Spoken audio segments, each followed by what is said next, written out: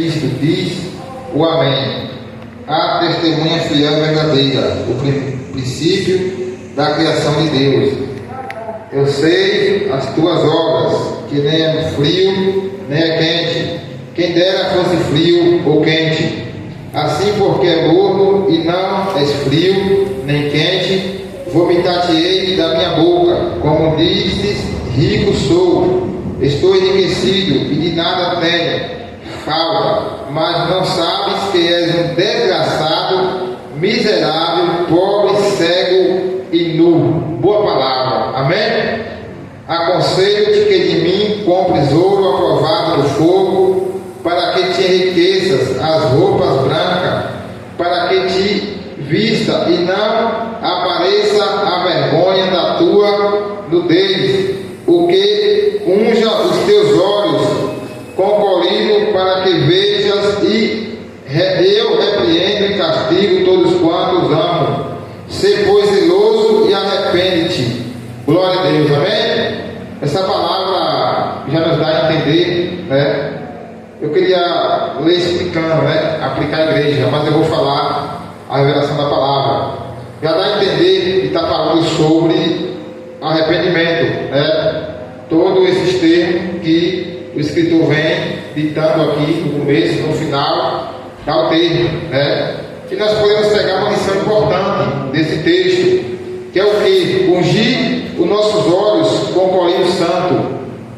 Bem sabemos, amados irmãos, que nos dias atuais, né, as coisas não têm sido fáceis, e para nós permanecer firme, devemos ungir nossos olhos, porque o próprio Jesus ele disse que os nossos olhos é a lâmpada do corpo. Às vezes o povo tem um ditado, bem verdade é, que diz assim, que a maldade está nos olhos de quem vê, mas se nossos olhos estiverem ungidos com o colírio santo, nós vamos, aleluia, permanecer com as nossas lamparinas, que é o nosso corpo acesa.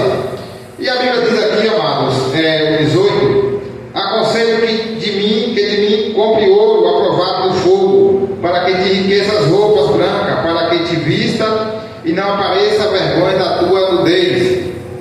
Nós vamos entender que nos dias que estamos vivendo, é um tempo de escassez, um tempo em que não se tem nenhum temor, né, nenhum pudor, né, diante do mundo, né, para com Deus. E aqui ele vem dizendo, né, para a igreja de Laodiceia, que nem é morno e nem quente. Então as obras da igreja de Laodiceia estava causando nojo em Deus. Aqui não retrata, né, se tinha algum outro tipo de pecado, mas o povo era morno, o povo era frio. E o que é esse frio, o que é esse morno?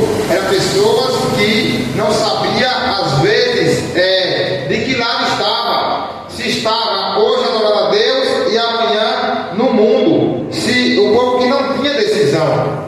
E como é essa decisão? Nós vamos entender que aquele que é de Deus, sirva a Deus. Aquele que é do mundo, sirva ao mundo. A Bíblia diz que aquele que é santo, santifique-se mais. Aquele que é imundo, que é sujo, suje-se mais. Mas nós, como cristãos, servos de Deus, devemos nos limpar mais a cada dia na presença do Senhor. Porque uma vez depois limpo, que nós estamos limpos na presença de Deus, Ele nos enche com o seu poder. Ele nos enche com a sua sabedoria. Sabedoria essa que a própria Bíblia vai dizer. Como é, irmão? Me dá receita para eu ser sábio, para eu ter sabedoria. É simples. O sábio Salomão, a palavra de Deus, vai dizer que o temor é o princípio da sabedoria. Se eu temo, logo eu vou ter sabedoria do alto céus. Porque a sabedoria que agrada a Deus não é a sabedoria só do homem, mas a sabedoria que vem do céu. Nós vamos entender que a sabedoria que Deus dá é diferente da sabedoria humana. Então nós vamos entender que se nós, tanto é que Jesus, ele disse, se me ama, guardaste os meus mandamentos.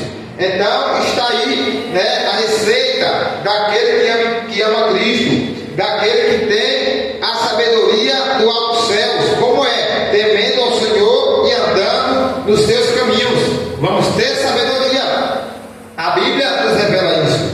nós vamos entender aqui, amados, quando está falando de roupa, não é doutrina de igreja, não é roupa que eu uso, roupa que as irmãs usam, não. A gente está falando aqui de uma roupa espiritual, porque muitos pegam esse contexto e escravizam a igreja, né? Põe regra na igreja, né? Não pode vestir isso, não pode vestir aquilo, não. Está falando de uma roupa espiritual. Bem, verdade é que nós vamos ver nos dias atuais, tem pessoas que têm a saia do pé, mas a língua é do joelho. Então, isso nada voga, não está falando de roupa, né? Uma roupa física, está falando de roupa espiritual. Como assim, irmão? Nós vamos entender que é necessário nós andarmos, se limpar, olha como diz aqui, roupa branca para que te vista e não apareça a vergonha da tua nudez. Que vestimenta é essa? Nós vamos entender, se nós analisarmos o mundo hoje, as pessoas estão vestidas diante do homem, mas está nua diante de Deus. Como é isso? Não tem uma cobertura espiritual, não tem, aleluia, um compromisso com Deus. E essa roupa é o que, irmão? É um compromisso com Deus. É nós procurarmos cada dia se alinhar na palavra do Senhor, se inadequar dentro do Evangelho de Cristo. E nós vamos ficar com essas roupas brancas, vamos ficar como vasos limpos diante de Deus. Como é isso, irmão? Tem como provar isso na Bíblia? Lógico, o próprio Jesus ele vai dizer, quando ele fala por parábola, e todos o entendiam, por isso é a razão de Jesus ele pregar por parábolas, para todos o entender a palavra. Jesus ele vai dizer que não se coloca vinho novo em odre velho, ou seja, odre é o vaso. Não se coloca vinho novo em vaso velho. Por quê? Porque o vinho vai fermentar, o odre vai se estourar, vai perder o vinho e vai perder o vaso. Então Jesus, ele quer um vaso limpo, que somos nós, o vaso do Senhor, o vaso limpo para que ele possa pôr o seu vinho. E o que é esse vinho, irmão? Nós somos o vaso, o vinho é o Evangelho de Cristo. E como é isso, irmão? Porque o Evangelho, meus amados irmãos, não pode fazer efeito de quem ainda é velha criatura. O Evangelho de Cristo não pode fazer efeito em quem não abre o coração, em quem não dá lugar à palavra a operar. Louvado seja o nome do Senhor. Aleluia, Deus. Nós vamos entender isso, irmãos, e de fato é que o próprio Jesus ele disse para Nicodemos que é necessário nascer de novo, e é necessário nós que estamos na presença do Senhor se limpar cada dia, tirando aquilo que não agrada a Deus. E o que é aquilo que não agrada a Deus, irmãos? Você e Deus sabe, não será vida de ninguém. Mas nós vamos entender, irmãos, aqui algo, quando se fala das vestes, está falando de uma vestidura espiritual. Tanto é que nosso Senhor e Salvador Jesus Cristo, ele conta uma parábola, e ele diz que um homem faz uma boda para seu filho e manda chamar os convidados. É assim? E a Bíblia diz que ele manda chamar os convidados e chamar o povo. E o enviado foi e convidou o povo. Está escrito em Mateus 22. Mateus 22. Mandou chamar o povo, mas o povo não quis ir. O povo estava ocupado com seus afazeres. E nós vemos isso muito hoje, né? Pessoas bem poucas, né? Disponíveis para a obra do Senhor, né? Para estar diante da presença do Rei, diante de Deus, fazendo a vontade de Deus, né? E nós vamos entender que ele convida, né? O enviado vai convidar o povo diz: não, eu estou no meu campo, o outro foi, né? Cuidar das suas coisas, e outros agarram aqueles enviados, espanta. E aí Jesus, o rei aqui, representa-se Jesus, né? Vai, chama quantos encontrar, qualquer um, todos. E naquela celebração, a Bíblia diz que o dono da festa bateu os olhos. Eu estou falando aqui de vestimentas. Bateu os olhos e precisava-se naquela festa de uma roupa, chamada roupa nupcial, né? Aquela festa, e o convidado, o dono da festa, bateu os olhos e viu e disse: amigo, como você entrou aqui sem as vestiduras, sem a roupa nupcial, a roupa que é como uma farda, como se fosse de costume estar usada nessa festa? E a Bíblia diz que ele manda o povo amarrar aquele homem e lançar fora. Então, nós vamos entender que existem pessoas vestidas diante dos homens, mas estão nuas diante de Deus. E que pessoas é essa, irmãos? É pessoas, aleluia, que desagradam o Senhor, pessoas que às vezes estão na igreja, na casa do Senhor, mas está fazendo coisas que não agradam a Deus. Está diante, aleluia, pessoas que escondem do pastor, às vezes, escondem do pastor, não pega na frente do pastor, mas pega na frente de Deus. Então, pessoas que enchem o seu ego e não querem esvaziar, né? O próprio Jesus, ele desfez de toda a sua glória, né? Para fazer a vontade do Pai que me enviou. Então, nós vamos entender que essa vestimenta já foi provado. Tanto boa verdade é que Jesus, ao contar a parábola do filho pródigo, a Bíblia diz que o filho pródigo pegou a parte da sua herança e partiu para uma terra distante. E a Bíblia diz que ao ele retornar, né, a Bíblia diz que ele caiu em si. Ele disse: tantos trabalhadores do meu pai têm pão com abundância, pão com fartura, e eu aqui nessa terra passando fome. Nós entendemos que perto, longe de Cristo, nós padecemos. Longe de Cristo, nós vamos passar fome. Bem verdade é que nós vamos ver no mundo de hoje. Eu não estou aqui falando da igreja, só em si a palavra de Deus. Eu conheço muitas igrejas, ando em muitos lugares, e nós vamos ver pessoas dentro da igreja dizendo que serve a Deus, mas lá fora está como filho pródigo. Como assim? Comendo lama de porco. Porque Jesus falou: não dê o que é santo aos cães, não dê pérolas aos porcos. E tem pessoas que vêm aqui, vai em tal igreja, em tal ambiente, come daquilo que é santo, mas ainda tem bolota de porcos dentro da vida dessa pessoa. Mas eu creio que se der lugar a palavra de Deus, ela entra. Jesus disse: se abrir o coração, ele entra e faz morada.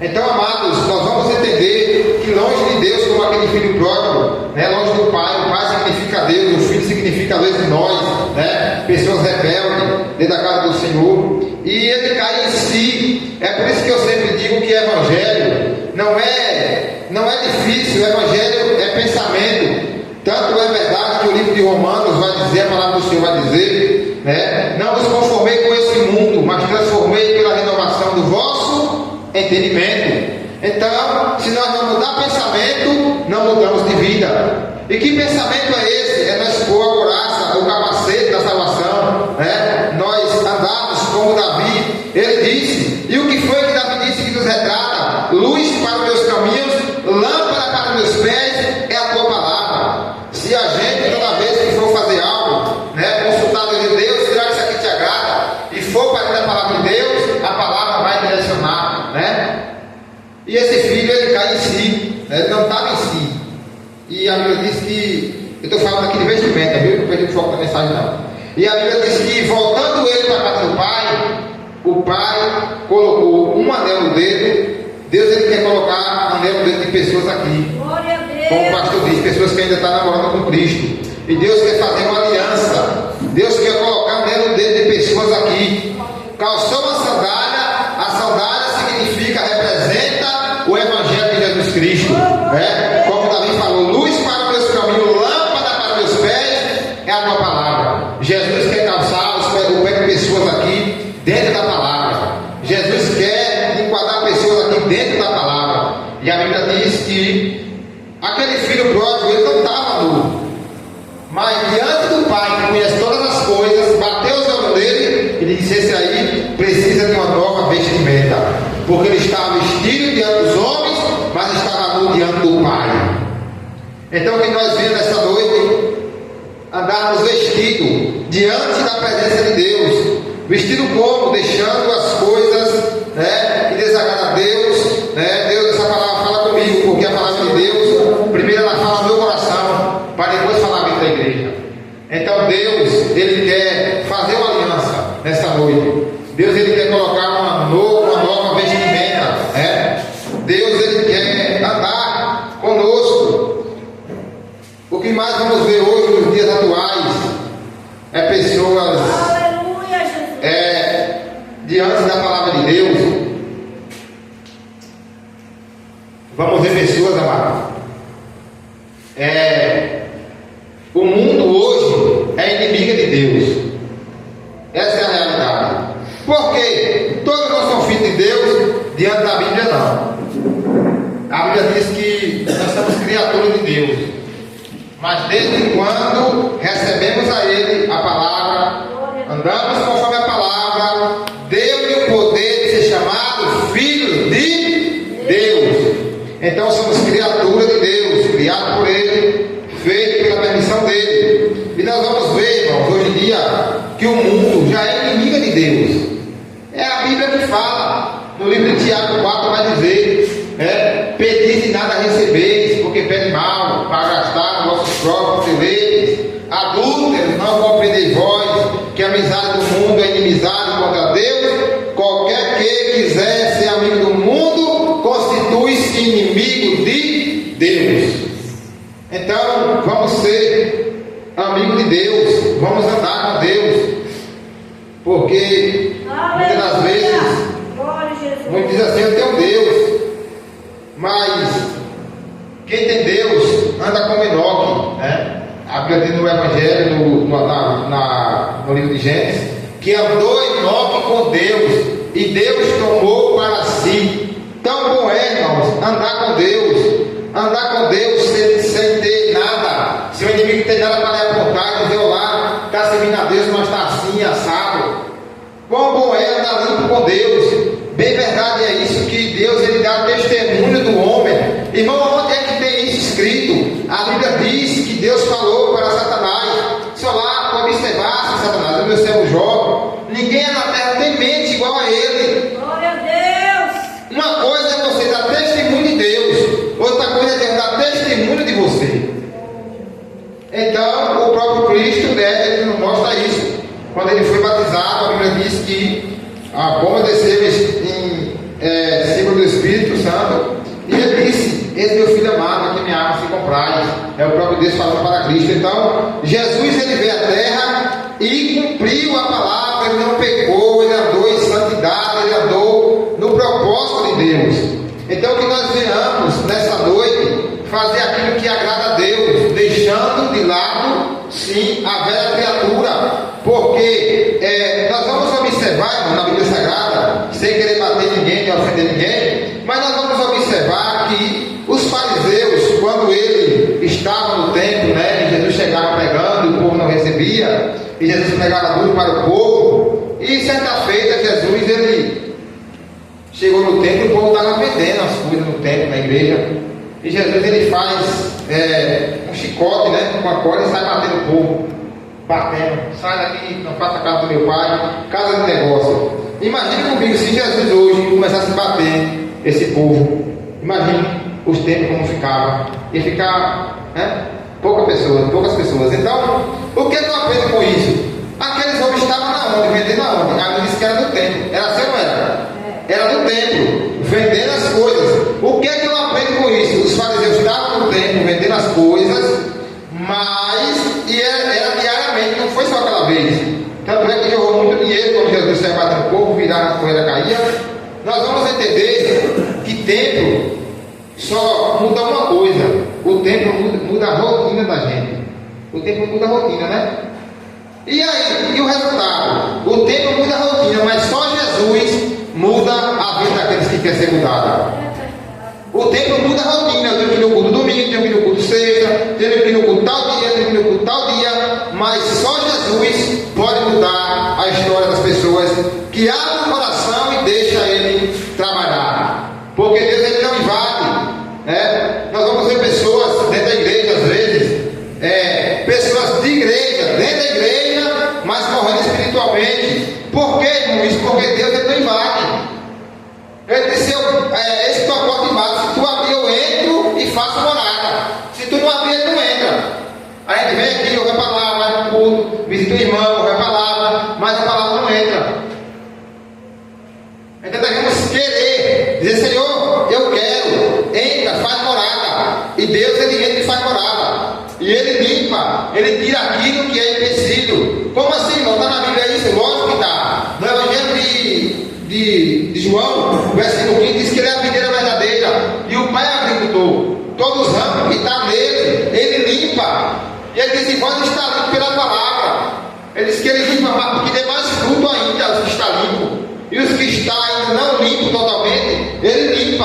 A Bíblia diz que ele tem na sua mão a pá, né? Ele tem a estratégia, ele tem o poder de tirar a sujeira, se nós quisermos, né? Se não quiser, ele não entra. Nós vamos ver isso, bem verdade, e nós vemos que irmão, mas se eu falar essa palavra, você vai dizer, mas isso aí não cumpriu o propósito. Jesus disse quando ele estava para ir à cruz, ele disse: um de vós é o diabo, um de vós é que vai me trair. E não teve solução para Judas. Poderia ser qualquer um outro para conseguir cumprir a palavra, mas Jesus disse: um de vós é o diabo. Como é que eu botar a mão expulsou o diabo? Então, Jesus ele não chora ninguém, Jesus ele não envergonha ninguém. Essa história de tem gente que já vi muito, eu não creio nisso, e a igreja às vezes está em algum erro, e alguém levanta e diz: Deus me revelou isso e isso. Isso é história, irmão. Nós não vemos isso de Jesus. Prova na Bíblia, vamos para a Bíblia. Jesus disse que ele atravessa a província de Samaria, ele sentiu uma necessidade, coisa que está faltando hoje em nossas vidas. O que? Sentiu necessidade. Muitos hoje têm sentido necessidade que, irmão, Deus me revelou para mim vir em tal cidade. Deus me revelou para ir para tal cidade. Deus me enviou a tal cidade de avião, de carro. Jesus sentiu necessidade de atravessar a província de Samaria para pregar para uma mulher. E por que o povo só quer pregar para a multidão? E por que os pregadores de hoje, a maioria, só quer pregar para a multidão? Só quer pregar se tiver igreja cheia. Quer escolher como vai, que dia vai. Jesus sentiu necessidade. E se nós formos para o pé da letra, necessidade é aquilo que eu preciso. Jesus sentiu no interior dele e disse: eu estou necessitando, eu preciso ir a Samaria. E Jesus chega em Samaria, atravessou a província de Samaria, o povo não se dava com ele, e ele chega para pregar para uma mulher samaritana. Uma mulher que estava em adultério, uma mulher que tinha muitos maridos, que nenhum era dela. E nós aprendemos com isso que Jesus não envergonhou aquela mulher chegou, Jesus disse: me dá de beber. Ela mesmo declarou o pecado: me dá de beber. E ela disse: como sendo do judeu, pede a mim de beber, que sou samaritana. Em outras palavras, se fosse no dia de hoje, e dizer: tu é doido, tu não sabe que a gente não está contigo, como é que tu vem para me pedir água? Ele disse: tu conheceu o nome de Deus, tu que ia me pedir água, e eu ia te dar água viva. E ela fala: me dá dessa água. Olha as palavras de Jesus de sabedoria. Ele disse: vai e chama teu marido. Ela disse: eu não tenho marido. Ela disse: disseste com verdade, tu não tem, e o que tu tem não é teu. O que é que eu aprendo com essa palavra? Devemos, aleluia, deixar aquilo que não é nosso. E o que é que não é nosso? Eu falei agora: o mundo é inimigo de Deus. Deixar aquilo que é do mundo. A Bíblia diz: dá a Deus o que é de Deus, mas não é a César o que é de César. Dá a Deus o que é de Deus, mas não é a César o que é de César. Deixar as coisas que não agradam a Deus, as práticas que não agradam a Deus, aquilo que se torna inimigo de Deus, aquilo que a nossa carne afasta a gente de Deus, porque a carne é inimiga de Deus. A carne é inimiga de Deus. Por isso que a Bíblia diz: andar no Espírito, não cumprirei a vontade da carne, a consciência da carne. O que é que eu aprendo com aquela mulher samaritana? Que a luz chegou, Jesus chegou, só fica entregue a quem quer. Jesus ele invade, só fica entregue a quem quer. Quem não quiser será liberto pelo poder da palavra. E nós vamos entender que aquela mulher ela foi liberta, ela saiu anunciando que a salvação tinha chegado naquele lugar. E ela foi liberta, porque, olha que palavra interessante, ela mesma confessou. Ela poderia cobrir, dizer assim: não, Senhor, eu vou vir sozinha mesmo, vou mentir, né? Mas Jesus disse: vai chamar teu marido. Você não tem marido. Ela confessou. Devemos confessar, irmãos, nossos erros a cada dia para Deus, e deixar aquilo que não agrada a Deus, deixar as obras que não agradam ao Senhor, deixar aquilo que agrada a nossa carne de lado, porque Evangelho é fácil de se aprender, às vezes a caminhada se torna um pouco difícil. Como é isso, irmão? A Bíblia diz que aquele que não pega a sua cruz, não pega a sua cruz e segue, não é digno de Cristo. Aquele que põe a mão no arado não olha para trás. Evangelho não é para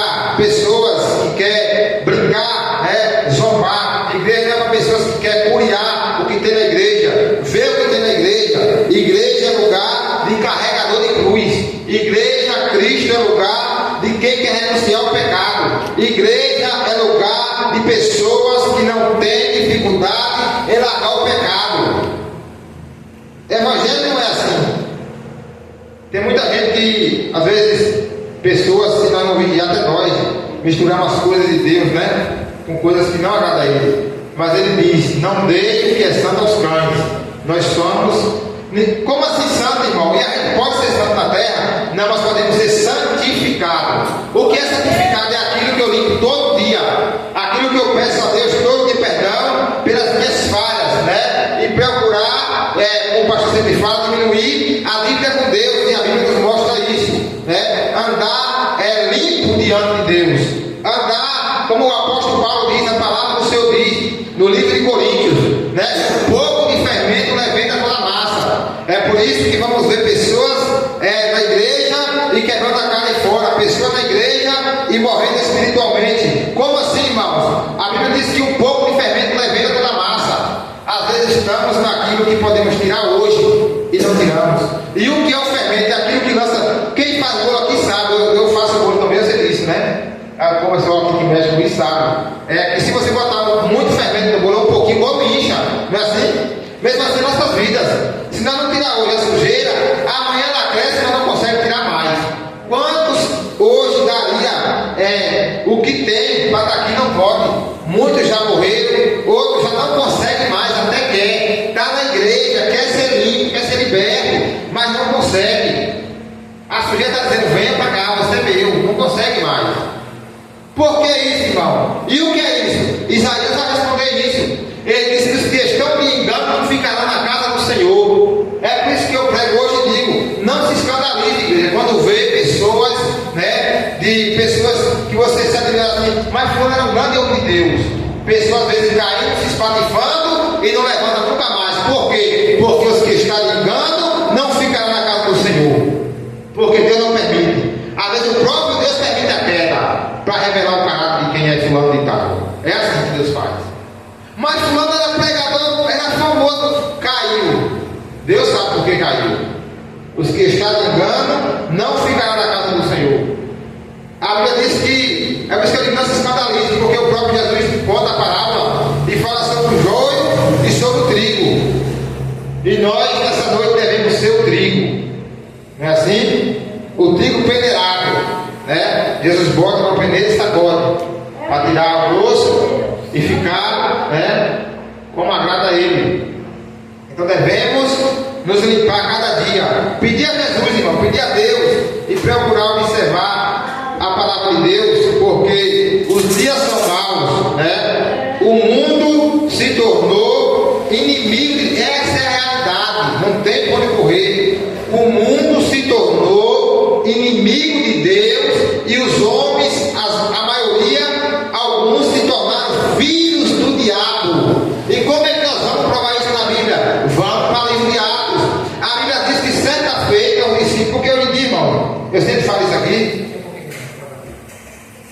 Eu sempre falo isso aqui, já vou encerrar. Eu sempre falo isso aqui, que nós, às vezes, até chama às vezes ruim, né? Quando o pastor chega às vezes para alguém, prega duro, prega seguro, e nós dizemos: oh meu Deus, judiou de fulano, judiou nada. Se a gente vê o discípulo pregar no livro do Atos, a Bíblia diz que certa feita o discípulo chegou para pregar e o povo queria empatar o discípulo pregar. E o discípulo diz o que? Oh meus filhos, não tenha calma. Ele disse: não, vocês são filhos do diabo, vocês querem reter a palavra de Deus.